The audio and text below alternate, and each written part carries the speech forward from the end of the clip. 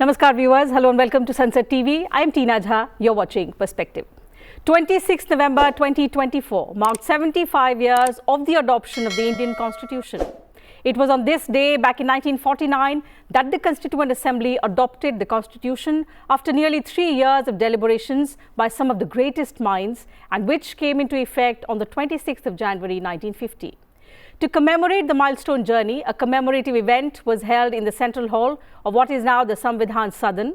President Droupadi Murmu graced the event, reminding citizens that 75 years ago, in this very central hall, the Constituent Assembly accomplished the huge task of framing the Constitution for a newly independent India. Asserting that our Constitution is the strong foundation stone of our democratic republic, the President said it ensures our collective and individual dignity. Speaking on the occasion, Vice President Jagdeep Dhankhar referred to the opening words of the Constitution, "We, the people of India," saying these words carry deep meaning, establishing citizens as the ultimate authority and the Parliament serving as their voice. Lok Sabha Speaker Om Birla highlighted the features of the Constitution, adding that the values enumerated in the document have strengthened the reputation of India around the world. Besides, he also lauded the socio-economic changes brought into people's lives through the functions of the Parliament over the last 75 years, strengthening the belief in the democracy. So the legacy of the Indian Constitution in shaping our destiny and the ideals that provide strength to our vision to become a Viksit Bharat by 2047 is what we're going to talk about in Perspective today. Two eminent personalities join me on the telecast. I'm delighted to welcome Dr. Bharti, Professor and Dean, Manipal University, Jaipur, and Ms. Rekha Agarwal, Advocate, Supreme Court of India. Thank you to both my guests for joining me on this edition of Perspective. Dr. Bharti, coming to you first for your perspective. It's a historic day for us. We are commemorating 75 years of the adoption of the Indian Constitution. What for you has been the greatest legacy of the Constitution of India? Right. So the Constitution Day, which is being celebrated today, it is indeed a very historic occasion to recount and re-emphasize the legacy of the important document. It is the 75th year this time, and a time to introspect of the vision, aspiration, and accomplishment, as well as whatever remains to be achieved. The constitutional visionaries, they had laid the constitutional foundations through the preambular objective and, of course, the detailed provisions that we are so well aware of. And I think, to my mind, the greatest legacy of the Indian Constitution is giving an aspiration to the Indian people through its various transformative potential, the kind of provisions that are there in the Constitution, whether it is in terms of fundamental rights. And this, I find, is the heart and soul of the entire document. And of course, there are so many other parameters that can be looked into. For instance, constitutional supremacy, the flexibility that it has inhered through the ages. It has become a living document. It has been organic, very creative in its evolution, and this has been mainly attained through a number of constitutional amendments as well as progressive interpretations by the court.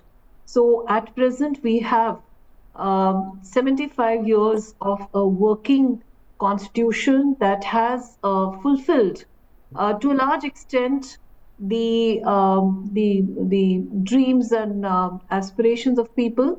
But of course, we have a long way to go ahead, and 2047, as we understand, is a term we have fixed for Viksit Bharat.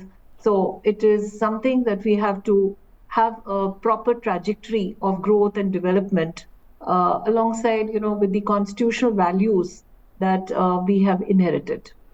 You're right. How will we carry forward these constitutional values? How will our constitution continue to strengthen our journey towards a Viksit Bharat is something that we will delve upon in due course of time. But Ms. Rekha Agarwal, your viewpoint on the importance, the significance of the Indian constitution. It's important for India in many ways. It's also a global marvel. It's the longest written constitution in the world, spanning approximately 1,45,000 words. However, the most important and the most significant feature of our constitution is its dynamic nature, that it continues to evolve with the changing times. The question to you is, how has this unique feature of the Indian constitution strengthened the Indian citizens? How does our constitution ensure that it continues to serve the aspirations of its people?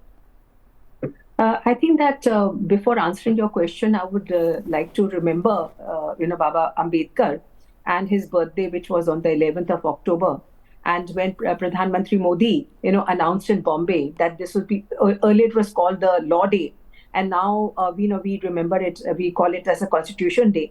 And the Statue of Equality, which was inaugurated in Mumbai in the year 2015 by Pradhan Mantri Modi. That itself, the very word, the Statue of Equality. So I think that when we talk about the word equality, that itself is the basis of a constitution. And one of the biggest fundamental rights that every citizen of this country, and I also as a citizen of this country, enjoy, and I feel protected and rather cocooned, ensconced, and I feel secure, is the fact that I am a citizen of India, where I'm not going to be discriminated against in any manner whatsoever, whether it is because of my gender, my caste, my color, my religion, my profession, anything at all, my marital status. So the fundamental right that has been granted under the Constitution of India, and Article 14 of the Constitution talks about equality. So one of the biggest fundamental right that every citizen enjoys is the fundamental right of equality, where nobody can be discriminated on any ground whatsoever. So as a citizen, I think that what I feel happy and feel protected, and I think that is the feeling that every citizen of this country enjoys, and he or she can sleep in peace and get up in peace and carry on his or her life, is the Constitution itself, which is like I will say, it is the anthem, it is the Bible, it is the Gita, it is the Guru Granth Sahib, of our very existence. That when we get up, and we start our day, when we lead our lives, we feel that there is no discrimination whatsoever. So not only the right of equality, and as the name itself is the Statue of Equality, which was inaugurated in Mumbai, and along with that, the other fundamental rights which are there, the right to live my life the way I want, the right to follow any religion, the right to follow any profession, the right to privacy, the right to education, the right to good health, etc., etc. So these are some of the numerous fundamental rights which are guaranteed to every citizen in the country. And I think that way back 75 years ago, when Baba Ambedkar, was as the head of the Constituent Assembly, drafting committee of the Constituent Assembly, laid down the foundation. I think that he was a big visionary, and seeing that way the Indian government, would adopt it, in 1950 on 26th of January, when it was finally implemented as a part of our, governance system.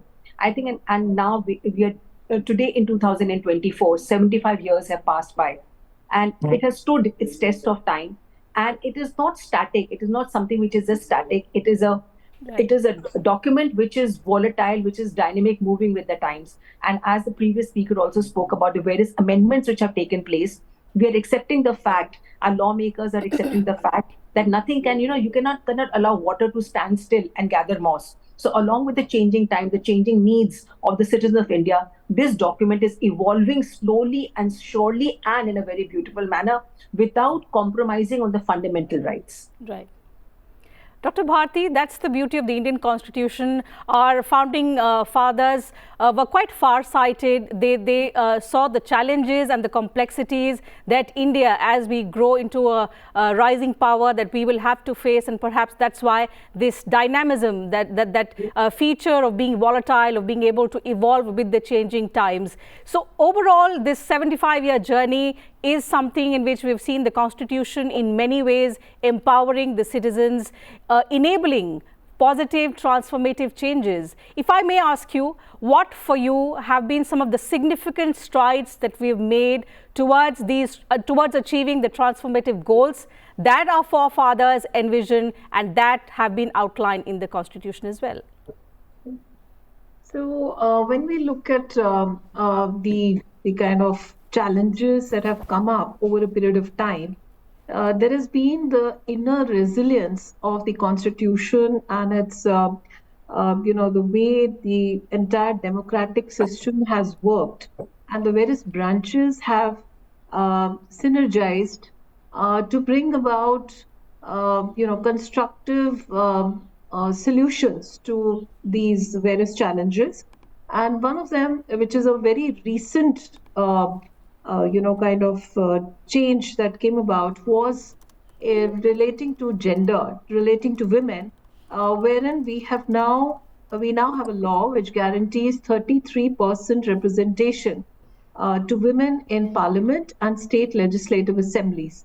I think this has been one of the game changers. This is likely to be because the parity between the disparity between gender, whether it is in terms of political representation and its ill effects, because there are the forward and backward linkages, and we find there are disparities in education, in healthcare, in workplace kind of situations. So political representation is going to be one of the most dynamic changes that can be sourced right now. And it will, of course, come into play in the future.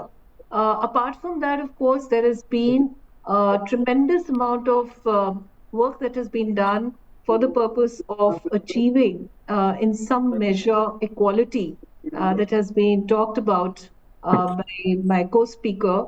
And through reservations, because that is something which is a very emotive topic, and it is a theme, but certainly there has been, because we have to see that the Indian society, the traditional mindset, has to come forward, it has to blend with the new, with the modern, with the contemporary, and a lot of effort is being made to mainstream these issues relating to the casteist affiliations, the kind of gender, the disparity.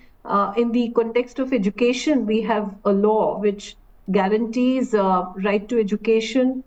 We have a law right now which guarantees daughters equal right in the compulsory property from the Hindu segment, from the Hindu point of law.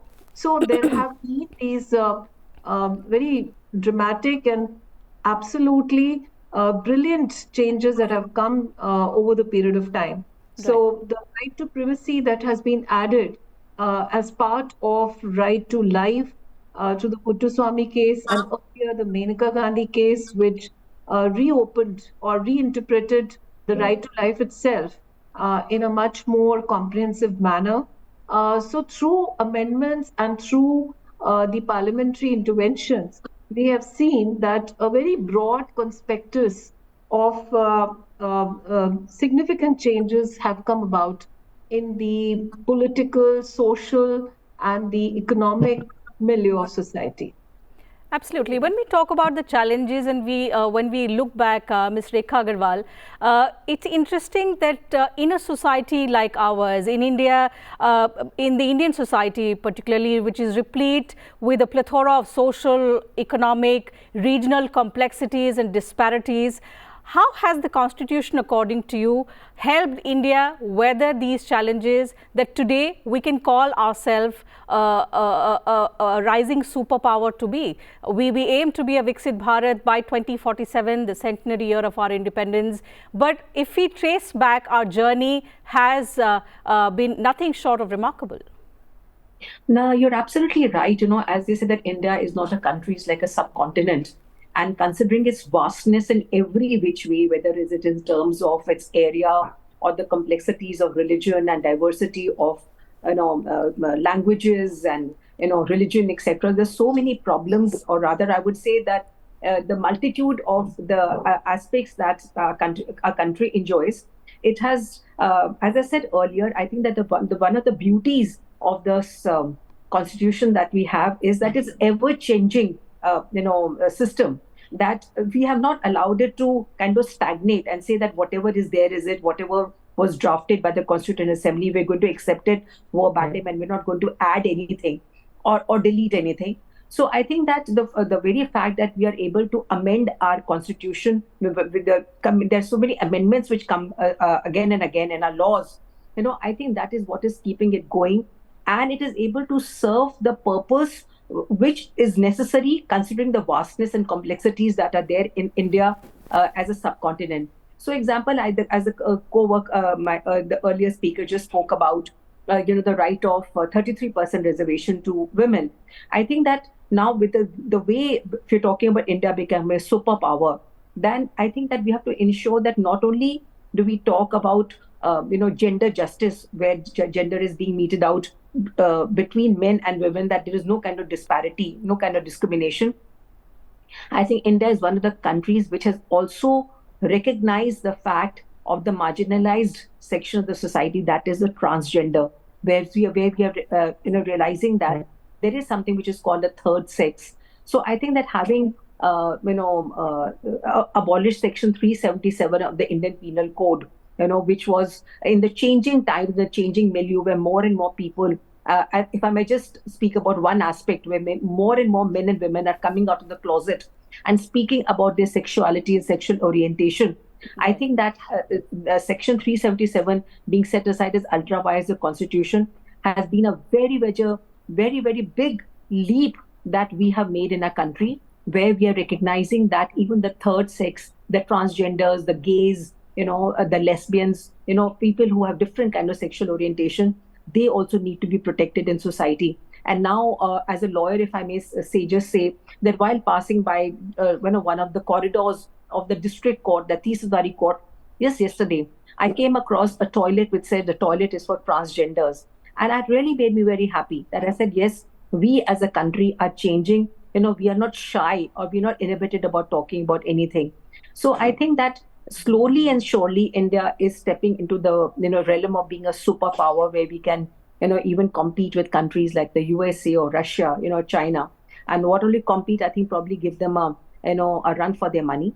And we are evolving slowly. We are not becoming stagnant. Where the rights of women in society, in co-parcenary property, the rights of transgenders, the right to privacy, where we are recognizing cyber crime. Nowadays, we're talking more and more about cyber security. So in our country, which is a digital India, we are also recognizing that we have to move with the times. We have to move along with science and technology. So I think that the more and more we are recognizing the fact that we cannot become stagnant. And as if I may just be remind of viewers about the fact that we have this beautiful river in our country, the Ganga. The motto of that country, of that thing is, the Ganga is Charai Veti. Move on. You cannot allow water to stay stagnant. So with that philosophy in mind, I think a constitution is also keeping abreast of the times and making sure that we do not lag behind on any ground whatsoever. Certainly. So the idea is that we, the people of India, are the ultimate authority, and every transformative change is revolving around empowering the citizens of this country. However, when we look back and we pat our backs for achieving what we have achieved today and the threshold where we stand, Dr. Bharti, there are also challenges, and one particular challenge that was highlighted by Vice President Jagdeep Dhankhar this morning when he was speaking at the commemorative event, that disturbance has today become a strategy, and that is threatening democratic institutions. It's time to restore sanctity of our democratic tempers through constructive dialogue, debate and meaningful discussion. This is what his assertion was, particularly related to the parliamentary discourse, although that's something that a lawmaker will be able to answer better. But as a citizen of this country, do you believe that as we grow, at the same time, we have to open up our spaces for more discussions and allow all kinds of voices to flourish? Absolutely. When we talk about a democratic India, And the crux of democracy is dialogue. It is deliberations. And this, of course, has been throughout, I think, the political, social, the economic, and cultural. It is part of it has been embedded in the Indian traditional systems and also the contemporary situation that we are there in. And in fact, just as a particular reference, we have alternate dispute resolution mechanisms that are evolving in a huge measure in India, and particularly the new Mediation Act that has come up. And of course, a lot of potential is to be realized in times to come. But this is just indicative of how we are looking at resolving conflicts, resolving problem areas, the kind of challenges that are there. And apart from what the Vice President has indicated in the morning, I would also say that when we talk about rights is something, and of course duties as a correlative is coming up again, as part of the discourse and the narrative. But in order, we have to be careful in amalgamating the two, rights and duties. It is a requisite, but to make sure that neither becomes subsumed by the either, something like that. And secondly, I would say another challenge that comes up is in relation to the synergy and convergence between different branches of governance, which means parliamentary legislation, executive action, and the judicial interpretation. This must be as far as possible in order to be conducive to practical implementation of whatever has been conceived. Because we have the best of laws, but the execution of those laws still remains not so clear. It is not yet achieved. And in fact, the transformative potential of the Constitution, which we have emphasized time and again, it remains unrealized because the execution, somewhere there is a lack to it. Furthermore, the global challenges, these are more challenges which are, say, nation-centric. Amongst the global challenges, digital age that is encompassing us and for which we are making ample strides, in terms of the Digital Personal Data Protection Law of 2023, and we have on the anvil certain other laws that are lined up. But undoubtedly, this is going to be one of the biggest challenges that mankind will face. And the environmental challenge of climate change, I must say, is something else which, again, filters in every part of our life, but somewhat we remain not so much conscious of it, and we are not doing enough. So these are, some of the areas which really need to be relooked at and to be reworked, and to really, and this is something the Constitution, it must be mentioned, it has that inner power, it has that kind of resilience, which makes it very, very conducive to further attuning it to the practical complexities of life. And it has a solution, even though it was visualized as early as 4950, but it offers us solutions even in the present day context. Absolutely. Taking on the point about the challenge, Ms. Rekha Agarwal, and something that the Vice President spoke about, it's important for smooth functioning of our democracy that all institutions, all constitutional institutions, they work in sync, in tandem and togetherness, at the same time adhering to their jurisdictional area. And he suggested that there should be evolution of a structured interactive mechanism at the highest level that will bring greater convergence in serving the nation. The question here is, we often see divergences among institutions, and which are often talked about in the media. What does it require on part of all of these institutions and at the leadership level to work on a structured mechanism wherein there is more debate, more meaningful discussions. At the same time, there is more convergence, which is for the larger good of the country? I think that one of the fundamental rights that we all have as Indian citizens, and which every citizen enjoys, is the freedom of speech, the right to speak out your mind. So I think that one of the biggest problems that we have in any sphere of life or even during governance between institutions is the lack of communications. So I think that if communication was to open up without any kind of fear, and that is one protection that we have as a fundamental right, that we cannot be blacklisted or targeted or put behind bars for opening our mouths, as long as we are not crossing the boundary. When we talk about rights of equality and fundamental rights, as the co-worker also spoke about, co-speaker also spoke about duties. So any fundamental right that we have, cannot be totally without any control. There have to be checks and balances. So I think that to ensure that good governance remains and that all institutions carry on their work smoothly and it is not hampered due to any kind of miscommunication or wrong communication, I think that can only happen when we sit with an open mind and we are willing to listen and we are willing to talk and we are willing to absorb.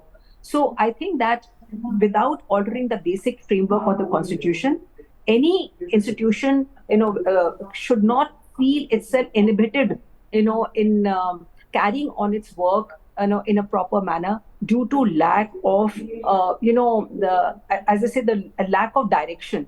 And that lack of direction comes when we are not able to communicate our minds. So whether we are talking about religion or whether we are talking about education or whether we are talking about any fundamental right that we have, I think that we can have a smooth democratic country running on all fours only if we realize that we have to lose our inhibitions and phobias behind and accept even the diversity that is there. We cannot expect everybody to be the way we are or think that we are.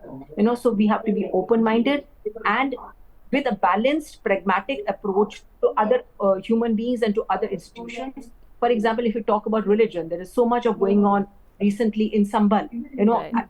and which is of course very unfortunate.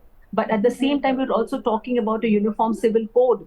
So probably if those kind of ideas actually become a reality, it has become there in Uttarakhand, it's already there in Goa.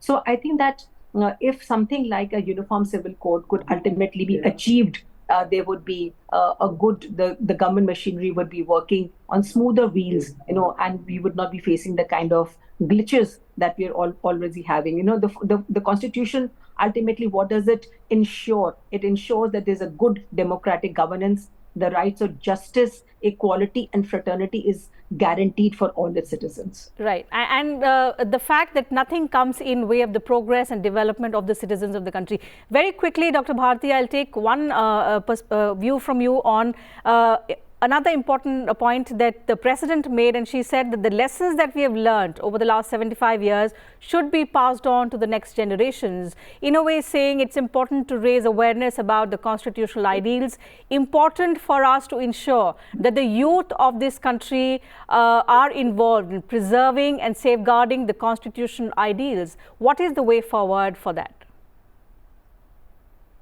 So we have presently, even at the global level, we have sustainable development goals where the youth are a very important segment, and they have to be addressed adequately to bring them within the fold of any kind of dialogue that is taking place, any kind of issue which is there.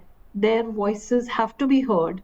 And the solutions which come should also come from within, and they have to become an active party to the entire system. Here, of course, the confluence of the old and new is a very important aspect. When we talk about Indian, say, knowledge systems, these have been there since eons. And when we are looking forward to a new, to the new age or to the new generation, there has to be that adequate, say, communication of the past and the present, and to come forward with say newer solutions, which pave the way for a very integrated and a transformative India. Okay. Yeah. Very little time left. Ms. Rekha Agarwal, close the show for us with your views on how can all Indian citizens inculcate the constitutional ideals as we walk together towards becoming a Viksit Bharat by 2047? I think every Indian should be proud to be an Indian, and there is very little awareness of what the Constitution itself is. I think that the hard copy of the Constitution should be easily available and circulated among schools and colleges and other institutions, so that people are aware of what this anthem is. And I think that if we all work together, we are certain that we can make India the #1 superpower of the world. Absolutely. So that having been said, I'll have to wind up the program. Time allows me to take up only that much on this edition of Perspective. Thank you once again to both my guests, Ms. Rekha Agarwal, Dr. Bharti, for joining us with your views and thoughts on this edition of Perspective. And to you viewers, thank you very much for your time as well.